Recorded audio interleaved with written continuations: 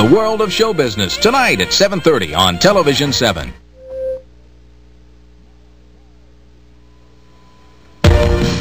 Now, live from the studios of 1290 WHIO, your chance to take part in the Miami Valley's only midday radio talk forum. 1290 WHIO and Television 7 proudly present this simulcast segment of the Mike Scinto Show.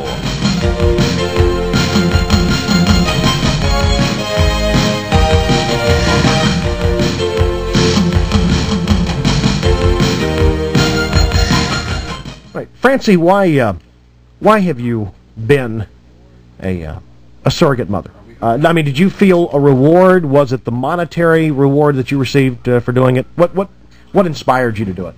Well, it wasn't money. It was something I wanted to do for about 7 years, but I did not know if embryo transfer would ever be possible. When I found out it was, I wanted to do it very much. Okay.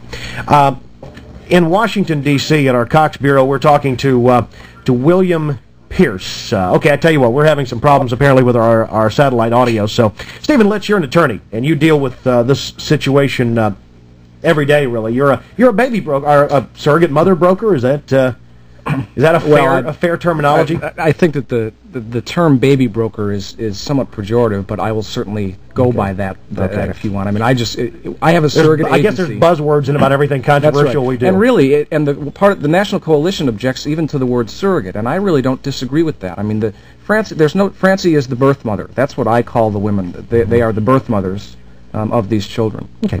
William Pierce is president of the National Committee for Adoption in Washington. He's at our Cox Bureau right now. William, do you feel, did I understand you correctly during the radio portion of the show? Are you comparing what you and also our other guest in Washington, Patricia Mounts, who is co-chairperson of the National Coalition Against Surrogacy, are you comparing what Francie does to prostitution? Well, it is the using of someone else's body, and it's not a medical necessity that this couple have a child. It's not as if someone had, that she were rescuing someone who needed rescuing. See, there's a big difference between adoption and surrogate parenting, and even a big difference between adoption and this sort of embryo transplant. The difference is that in adoption, you're finding homes for children who are already conceived and already born.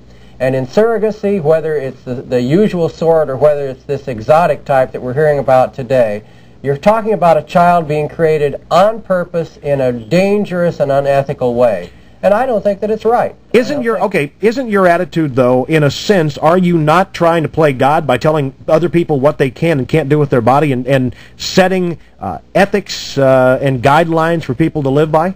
I think we play God all the time. We say that we don't think that prostitution's a good idea, that thievery is a good idea. We say, gee, why if you really love kids, when there are 100,000 children waiting in America to be adopted, when there are all sorts of infants waiting to be adopted, if you really love kids, why do you have to have this child that is your own genetic match?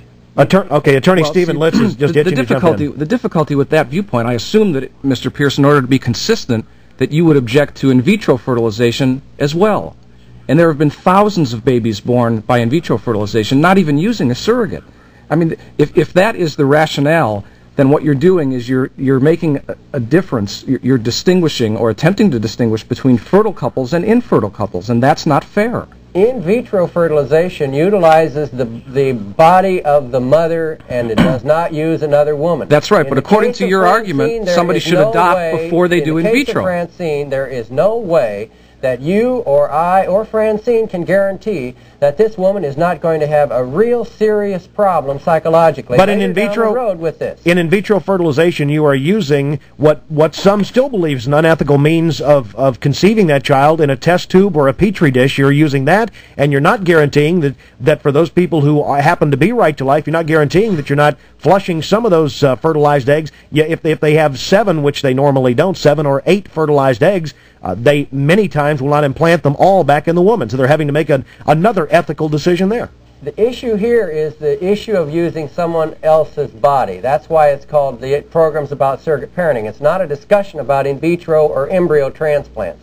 Francine's body was used, and I believe it's unethical. If you've got a couple, that's an entirely different discussion if they're using their own bodies for in vitro fertilization. Francie, did you ever have any doubts during the time you were carrying these twins? From start to finish, from signing the contract to the end, when you delivered the children, did you ever have any doubts about it, or doubts about what you were doing, or feel funny about it? No, I didn't. I felt very good about the whole thing. Throughout the pregnancy, I did not feel in any way that the children were mine. I loved them because I carried them. I cared for them. I still do. Were you a prostitute in doing it? Absolutely. You got money for doing it. Did you feel like a prostitute? No, I don't. Do you feel like a slave trader? I believe Mr. Pierce suggested before that this amounts to, in essence, slave trading. It's trading human beings. No. Okay. Going to take a quick break. Our guests in Washington, D.C. are obviously against surrogacy, Patricia Mounts, William Pierce, and in studio Stephen Litz and Francie, who gave birth to the world's first embryo transfer twins. We'd like your input, your comments on it as the Mike Scinto Show continues. The debate on surrogate motherhood and the ethics of it. And we're going to show you right now how to pick up your phone and get involved. You can take part in the Mike Scinto Show by calling 457-1290 or toll free anywhere in Ohio, 1-800-345-1290.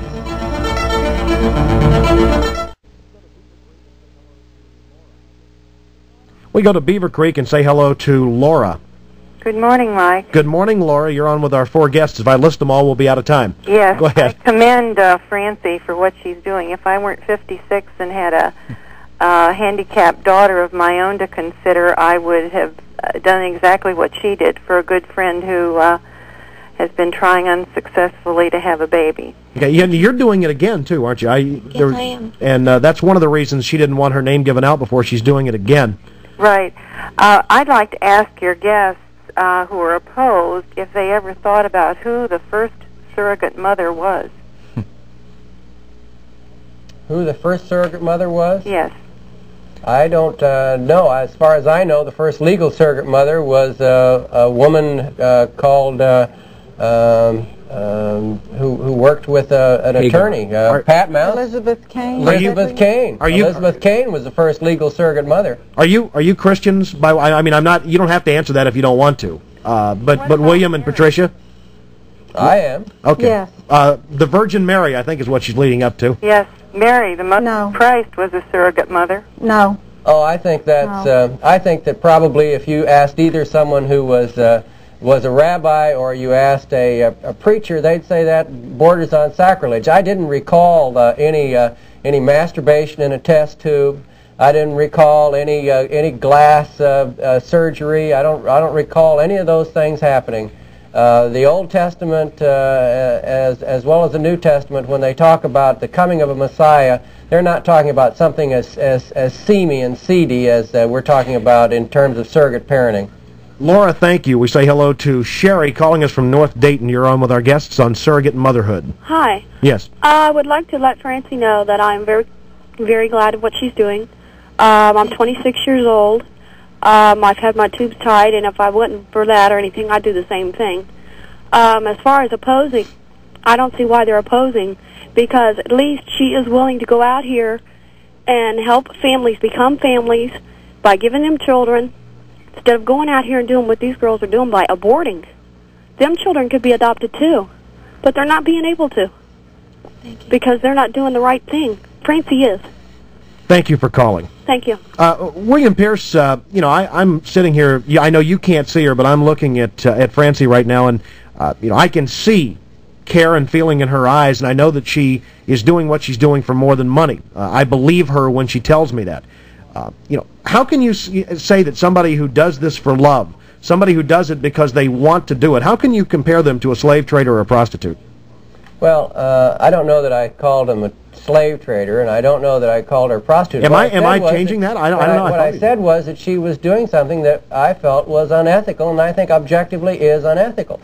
The fact that I may feel good about what I'm doing, if it is objectively wrong, it's still wrong. And my concern is that I believe that what she is doing is essentially demeaning to women. I mean, the reason that feminists are so opposed to surrogate parenting and these bioethical experimentations is that they think it's bad for women. And they are people who, some of them are pro-choice, some of them are pro-life, but they think it's bad for women. Now, I'm not saying anything about her personally because I don't know her. I can't even see her. But what I am saying is, I think it's wrong. I think common sense says, why do it? Patricia Mounts, we haven't heard a lot from you on the TV portion of this. Why are you involved in this? Why did you get involved in trying to stop surrogacy? Because October the 30th, 1987, my telephone rang, and someone told me that my daughter had died. I didn't know until that morning that she had been a contract mother, that she was 8 months pregnant, that I knew she had a heart condition. She had met a baby broker in a Houston dining room of an airport hotel, had signed a contract, filled out a psychological evaluation form, and was given the name of an obstetrician. She was inseminated 5 times. She carried the baby 8 months. She had a pre-existing heart condition that surfaced 6 weeks before she died, and it would appear that the baby broker chose not to pay for her necessary medical care. And a month before she was to deliver the baby, Denise laid down in her government-subsidized apartment on a mattress on the floor, and she died, and her baby died with her. And that baby weighed 5 pounds and 12 ounces at the time of the autopsy. Had Denise been hospitalized, that baby could well have survived. I was against surrogacy. I knew how to spell the word, and I didn't like what it was before I ever got involved with this. And then it took me many months after Denise's death to become involved in it, and I've learned an awful lot. Patricia, while all of our sympathies go out to you for your loss, I'm not sure, do you want to do away with surrogacy altogether, or would you like to see quality counseling and good care? No, there is no counseling. There is no on-off switch for maternal love. Even if you put an embryo transplant into a woman, you cannot guarantee that she will not become emotionally attached to that baby in her body, and that when it comes time to give it up, she won't be able to do it. If she is able to do it physically, she lives with the psychological and emotional residue with that for the rest of her life. And the women who do this and call themselves happy moms, in my opinion, are just denying moms. They are the mother. The surrogate mother is the woman who adopts the baby. That's the surrogate. These women are not birth mothers or surrogate mothers. So Francie is the mother to the twins. Francie is the mother to the twins that she carried, right? That's the way we usually define it. Okay. That's the way we usually define it. The mother is a woman who has carried babies in her uterus and has delivered them, either vaginally or through C-section. The other question I would have for hang on to your question for just a minute, if you would, William. We have to take a break, all right? We're going to take a break, coming to you live from the studios of 1290 WHIO Radio and the facilities of Television 7. This is The Mike Scinto Show. William Pierce, I believe you wanted to make another statement or comment. I wanted to ask Francie a question. Francie, do you have any other children? Yes, I do. And see, one of my concerns, and this is real sincere, is that the effect of this on your other children can be very negative. Because little children don't understand the sophistication of the kinds of things that we're talking about. And a child can say to themselves, gee, if my mama could do this and could be pregnant and could have these babies and could turn them over to somebody else, maybe I could be turned over to somebody else. We are very concerned about the psychological impact of all of these things on the woman's other children. And that's one of the big reasons why we're against it. My daughter is 7.5 years old, and she's very bright. She knows the facts of how babies are conceived.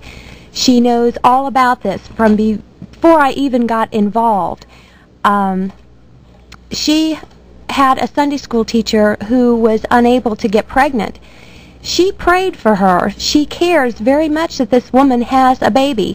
She loves her. She wanted her to be a mother because that's what this woman wanted. She has no problems with this whatsoever. My son is pretty young right now, and he didn't He doesn't even understand pregnancy, let alone anything else. What does your husband think about it? My husband thinks it's fine. He feels like this is my body, this is what I wanted to do. Okay. He just had no problem. I'm going to fire a few questions at each of you, then we're going to go to the phones and ask callers to give us brief questions so we don't run out of time. We will be discussing this subject in our next hour as well, if you have some thoughts, so don't leave the phone lines. And I think, Annette, we'll be coming to you next. Stephen, the obvious question is the Baby M case. Is this, in fact, there's a case, another case of frozen, and I can't remember where it was now, but frozen embryo, was it in Tennessee? Yeah, where they say the husband's fighting over. These things are going to come up, I realize, but are they going to progress geometrically? Are we going to have more and more cases of this kind of thing? Whose baby is it? And do we give up the contract? And the whole thing, when you have a surrogate mother who decides she changes her mind. Yeah, I think that your question really raises a more fundamental question, and that is this something? Is this the type of activity go on all the time? And really, what are the numbers? There have been about 800 or so children born to surrogates, at least through programs like mine, and there have only been a handful of cases where women have refused to give up the children.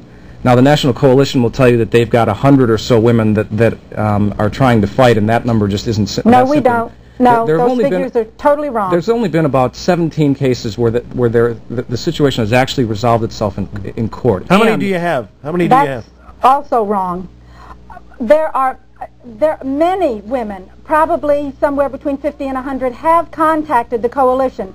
There are only a handful of women who have allowed the coalition to use their stories, and the reason for that is because baby brokers threaten these women, absolutely threaten these women with revealing the backgrounds that they have, with suing them.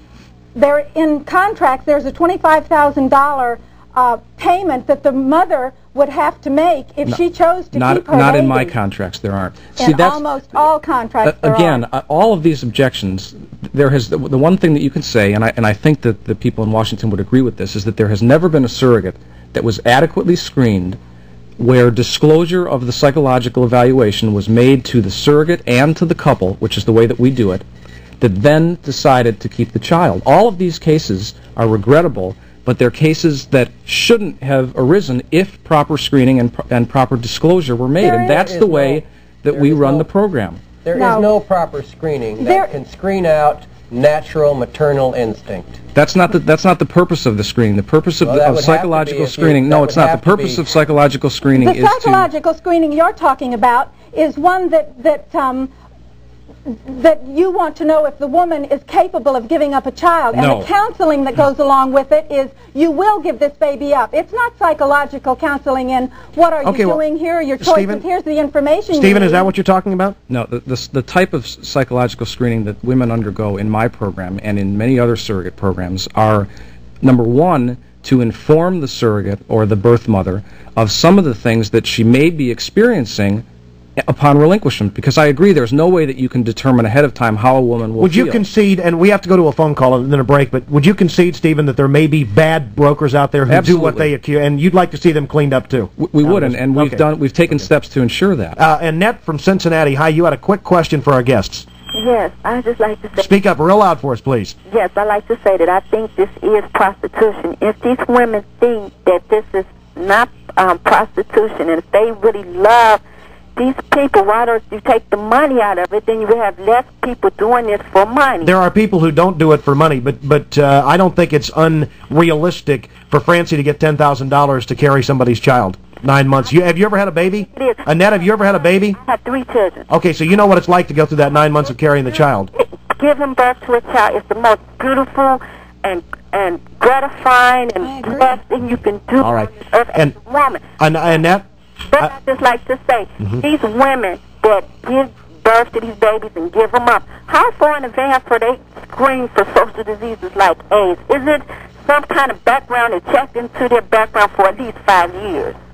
Are they checked? The surrogates are all screened for all sorts of venereal diseases, as is the couple or the sperm donor. Okay, these guys are waving their hands at me. I've got to take a break. Annette, thank you so much for calling. Don't forget, don't hang up. Our guests in Washington, by the way, our fine camera work at our Cox Bureau, Bob Williams, is doing a fine job there. We're going to take a break, coming to you live from the studios of 1290 WHIO Radio, the facilities of Television 7. This is the Mike Scinto Show. Such a short time left with our guests and callers on the line. Hang on again. We're going to continue this discussion coming up in our next hour. I feel like the Brady Bunch. I'm looking up at our guests all over. Let me start, and we just have such a short time left, less than a minute and a half. In 10 seconds or so, William, why do you feel surrogate motherhood should be done away with, outlawed, banned, whatever? I just think it's wrong. I think common sense tells us that it is wrong, and we need to go by that, and not by what all the fancy lawyers may say, whatever their good intentions. Patricia Mounts, 10 or 15 seconds. Is there legislation that you're either trying for or that is in the works now? Yes, there is a federal bill been introduced by Barbara Boxer and Henry Hyde that would outlaw commercialized childbearing. The National Coalition Against Surrogacy deals with commercialized childbearing. Whether they are for or against surrogacy in any form cannot be addressed legally, or is not addressed legally by the coalition, and their initiative is for commercialized childbearing. Francie, obviously you don't want to see it outlawed. No, absolutely You're going to do not. it again. Yes, Stephen, would it be unconstitutional to try to outlaw it? I think it probably would. There are certainly some arguments you could make in that respect. All right, we are wrapped up. Don't forget, we're going to continue talking about this. We want to thank our guests from Washington. Where are they? Up here. Yeah, from Washington, from our Cox Bureau, and our guests in studio as well. Tomorrow, we're going to talk to Randall Adams, who spent 12 and a half years on death row in a Texas prison. He's free now. He's back in Ohio, and he's going to be here to visit with you to tell you about his experience. The movie Thin Blue Line was written about him, and it freed him from jail. Go out there and make it a great day.